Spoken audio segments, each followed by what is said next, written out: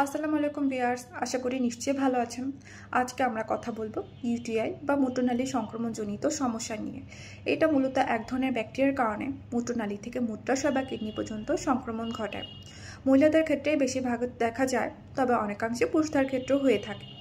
এখন বলি মহিলাদের ক্ষেত্রে বেশিরভাগ কেন হয়। যদি আমাদের নিজেদের দেশের প্রেক্ষাপটে চিন্তা করি, দেখা যাবে যে স্কুল, কলেজ বা বিশ্ববিদ্যালয়ে যে সমস্ত মেয়েরা পড়াশোনা করে, দিনের একটা বেশিরভাগ সময় পর্যন্ত তাদেরকে বাসার বাহিরে কাটাতে হচ্ছে। আবার অনেক মেয়ে চাকরি করেন বা প্রয়োজনে ভ্রমণ করছেন, তাদেরকেও দেখা যায় বাসার বাইরে একটা নির্দিষ্ট সময় পর্যন্ত কাটাতে হচ্ছে।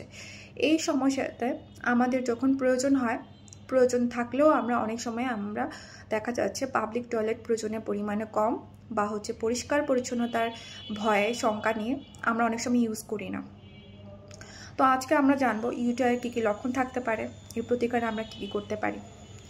ইউটিআই মূলত ইকলাই নামে এক ধরনের ব্যাকটেরিয়ার কারণে, যা মূলত মলদ্বার থেকে মূত্রাশয়ে পৌঁছানোর কারণে সংক্রমণ হয়, আর তখনই ইউটিআই হয়।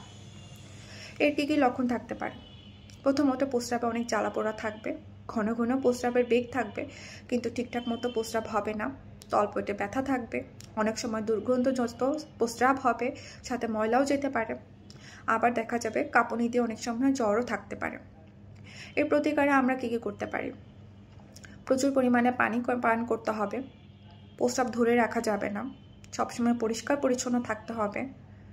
আর অবশ্যই প্রস্রাব করার পর সামনে থেকে পিছনে সুন্দরভাবে ভালোভাবে পরিষ্কার করতে হবে। যৌন সম্পর্কের পর অবশ্যই প্রস্রাব করতে হবে।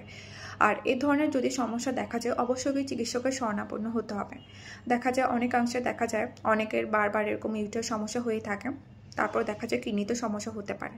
তাই দ্রুত আমাদেরকে চিকিৎসকের শরণাপন্ন হতে হবে।